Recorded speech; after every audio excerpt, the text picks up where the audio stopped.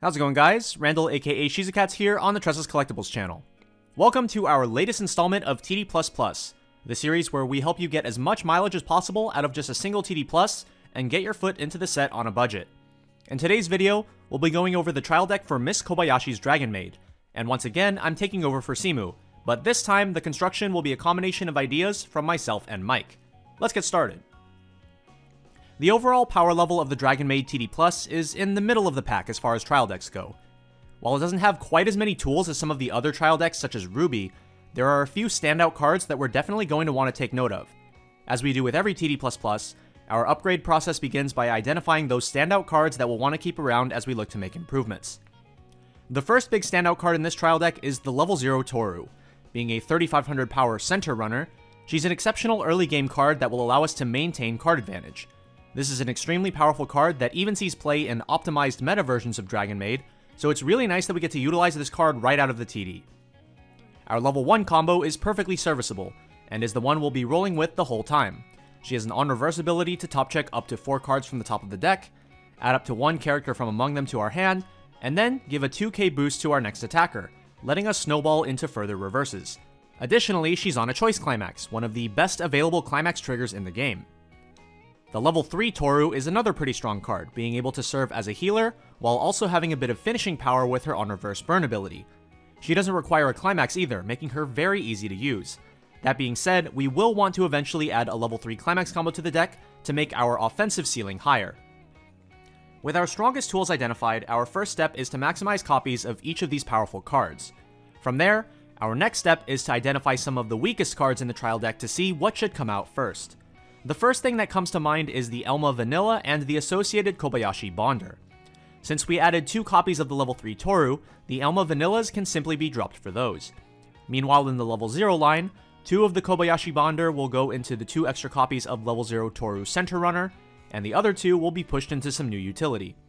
The first new inclusion to the deck is the Kobayashi Climax Swapper, which will allow us to have easier access to our climax for the level 1 combo. Another new addition is 3 copies of the Swimsuit Kobayashi, an excellent card that even makes its way into competitive builds of Dragon Maid. She can rest herself to give 1500 power to one of our characters, which is super helpful in allowing our level 1 Toru to secure reverses for her combo. And she can also sacrifice herself to save one of our other characters when they get sent from stage to waiting room.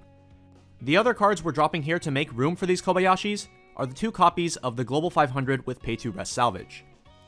The other changes we'll be making in our first upgrade step is changing out some of the utility line. In place of the 4 Iruru Draw Brainstorms from the TD+, we're including 3 copies of the Kana Salvage Brainstorm and 1 Shouta Top Check 3 Brainstorm. These will give us significantly more selectivity, being able to salvage specific characters from our waiting room, or dig through the top 3 cards of our deck for important pieces such as climaxes for our combo. Lastly, we swap out the 2 Kana Drop Salvages for 2 Kana Drop Searchers, with the idea being that we want access to our deck, while other cards such as our Kana Brainstorms and Choice Climaxes will give us access to the waiting room. Additionally, the Kana Drop Search giving an extra soul to our front row center slot can give us a bit of extra offensive pressure. The game plan of the deck is fairly straightforward.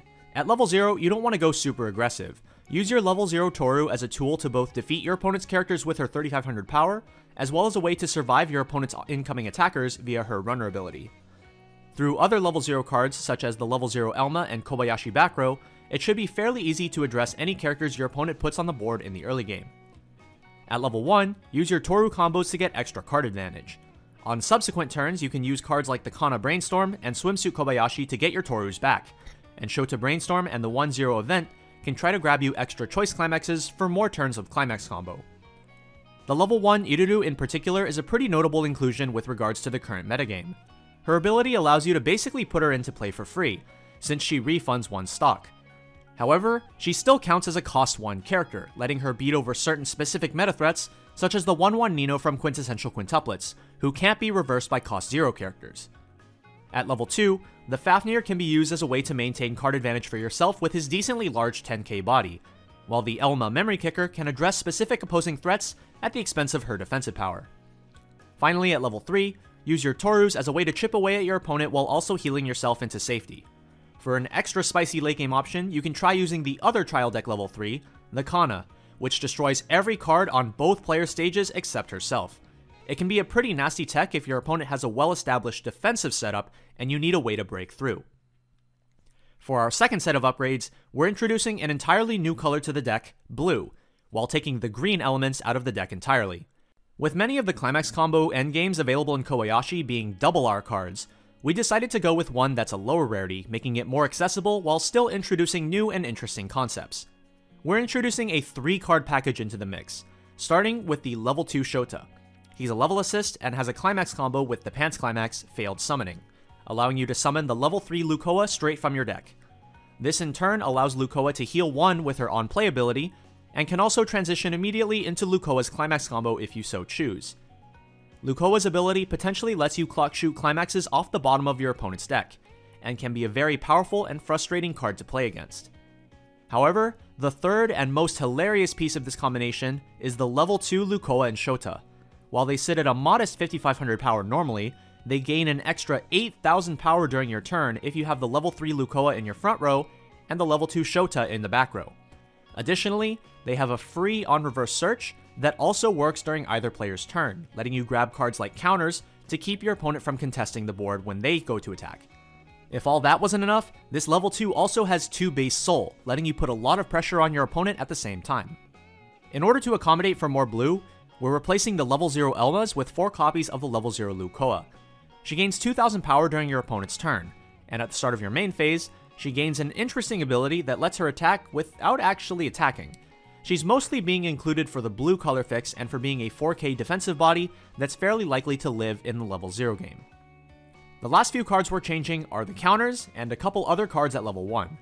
The 2500 Kobayashi counters honestly don't do too much at level 1, since we focus so much on offensive power rather than defensive. However, at level 2, with the new Shouta and Lucoa game plan, we do want to have defensive options to maintain our control of the board. So we'll be playing 2 Toru memory kit counters, which have a higher backup value than the counters we're running before, and also have the memory kit component that can sometimes eliminate our opponent's most important cards. The level 1s we're adding into the deck are 2 copies of this Toru, instead of the 2 Kanas we were running before. This card gives 1500 power and untargetable to one of our other characters, which can be very important for the Lucoa level 3 to avoid getting punished by anti-change counters. It can also be used generically to buff other cards like the level 1 combo or the level 2 Lucoa and Shouta. This card doesn't reach its full potential without trusting relations with Dragon's Miss Kobayashi, which is a level 0 brainstorm and arguably one of the most important centerpieces in the entire set. If you want to splurge a bit more, feel free to look into adding these Kobayashi brainstorms to your deck, as it's a powerful card that will see use in many different Kobayashi lists. The game plan leading up to level 2 is still pretty much the same.